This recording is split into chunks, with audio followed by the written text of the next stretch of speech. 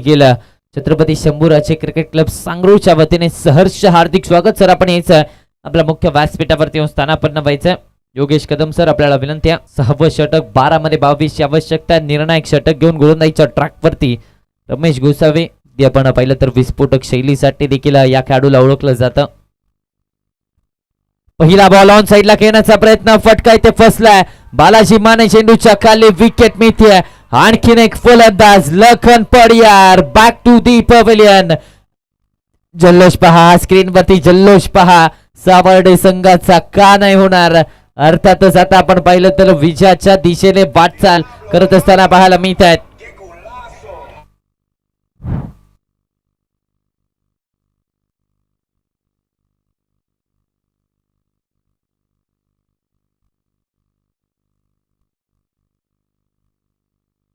व्यासपीठावरती स्थानापन्न व्हायचं.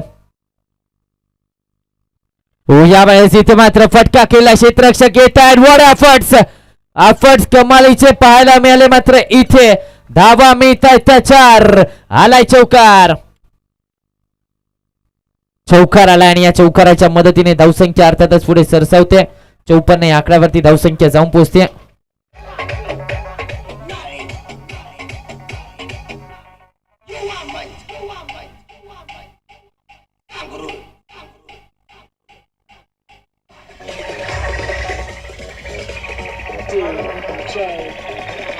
Thank you so much टीसे.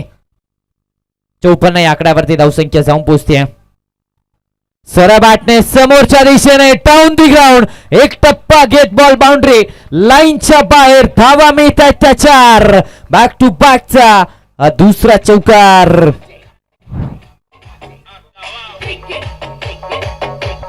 Thank you so much DJ. Back to बॅकचे 2 चौकार. आता समीकरण बदललंय. 9 चेंडू आणि या 9 चेंडू मध्ये आवश्यकता 14 धावांची असणार आहे. 9 मध्ये 14ची गरज आहे या मॅच मध्ये. अगदी आपण पाहिलं तर क्षेत्ररक्षणामध्ये आता पुन्हा एकदा बदलाव केला जातोय.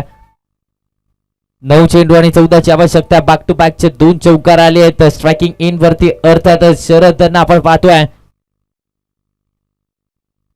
समोरच्या दिशेने पुन्हा एकदा फटका केला गेलाय. प्रोटेक्शन आहे आणि इथे क्षेत्ररक्षण चांगलं पाहायला मिळतंय. धावा वाचवलाय तोपर्यंत 2 धावा धावफलकावरती. या 2 धावेच्या मदतीने पुन्हा एकदा समीकरण बदललंय आणि मैदानाच्या आतमध्ये शरद पाटीलने आल्यावरती लगेचच सांगितलंय हौसलों के तरकश में कोशिश का वो तीर जिंदा रख. हार जाए चाहे जिंदगी में सब कुछ मगर फिर से जीतने की उम्मीद जिंदा रख. जबरदस्त बॅटिंग या मॅच मध्ये केले. संघ होता अडचणीमध्ये मात्र त्यानंतर आले आणि 2 चौकार लगावले आणि पुन्हा एकदा या मॅच मध्ये संघाला कमबॅक करून दिले. आता समीकरण मात्र बदललं. येणारे 8 बॉल 12ची आवश्यकता आहे. 8 मध्ये 12ची गरज आहे. बागफुटला जाऊन कट करण्याचा प्रयत्न. कमबॅक राहिलाय. डॉट बॉल येतोय. निर्धाव चेंडूची सांगता मैदानाच्या आतमध्ये झाली आहे. 7 चेंडू आणि 12 धावांची आवश्यकता आहे. 7-12चं समीकरण मैदानाच्या आतमध्ये पाहायला मिळत आहे. कोण जिंकणार हा सामना. कोणता संघ महत्वाचे 2 गुण मिळवणार. दोन्ही संघ विजयासाठी लढतायत मैदानाच्या आतमध्ये. ते पडकून खेळण्याचा प्रयत्न आणि इथे बिहाइंड द विकेट. कौतुक विकेट किपरचं करावं लागणार आहे. माघारी परतावं लागतंय. विकेट आली आहे. Sharad Patil back to the pavilion. धक्का क्रमांक 6वा. 6 षटकांचा खेळ अर्थातच झालाय समाप्त. धावसंख्या 60 या आकड्यावरती जिंकण्यासाठी 6 चेंडू आणि 12ची आवश्यकता आहे.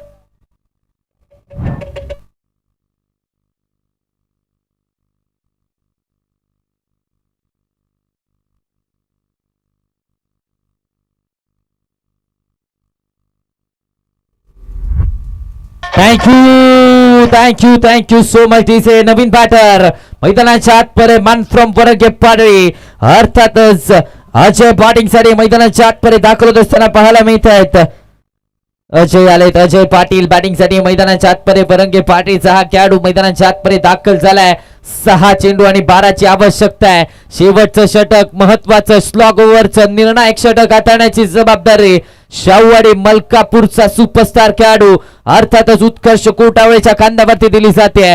दोन्ही खेळाडू अगदी आपण पाहिलं तर शाहूवाडी तालुक्यातून बिलॉंग करणारे आपल्याला पाहायला मिळतात. एका बाजूला संतोष मगदूम तर दुसऱ्या बाजूला उत्कर्ष कुटावळे हे दोन खेळाडू सध्याच्या घडीला आमने सामने बेस्ट वर्सेस बेस्ट ही बॅटल सातत्याने हे दोन खेळाडू एकमेकांच्या विरोधात ग्रामीण संघ असेल त्याचबरोबर शाहूवाडीच्या लीग्स मध्ये देखील सातत्याने एकमेकांच्या विरोधात खेळत असताना पाहायला मिळत आहेत. हे बॅटल पाहण्यासारखं आहे. 6 मध्ये 12 ची आवश्यकता. पहिला बॉल उत्कर्षचा. पहिला बॉल आडवा बॅटने खेळण्याचा प्रयत्न आणि इथं मात्र आपण पाहिलं तर एक सिंगल धाव कंप्लीट झाली आहे आणि या सिंगलच्या मदतीने स्ट्राईक रोटेट होते. दुसऱ्या धावेसाठी प्रयत्न, रनआउटची संधी. आता माघारी परतावं लागतंय. अजय पाटीलची खेळी संपुष्टात आली आहे. तू चल मैं आया. Ajay Patil back to the pavilion. धक्का क्रमांक 7 फलंदाज बाद. Come on DJ.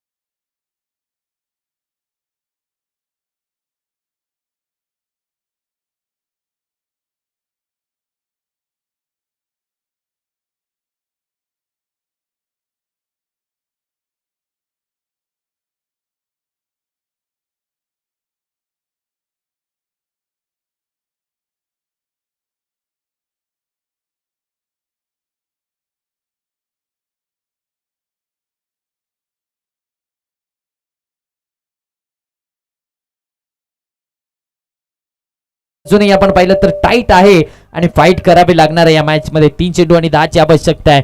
स्ट्रायकिंग इन वरती विवेकला आपण पाहतोय.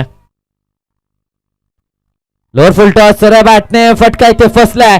क्षेत्ररक्षक चेंडूच्या खाली. जजमेंट झालाय. कॅच ड्रॉप झाली आहे.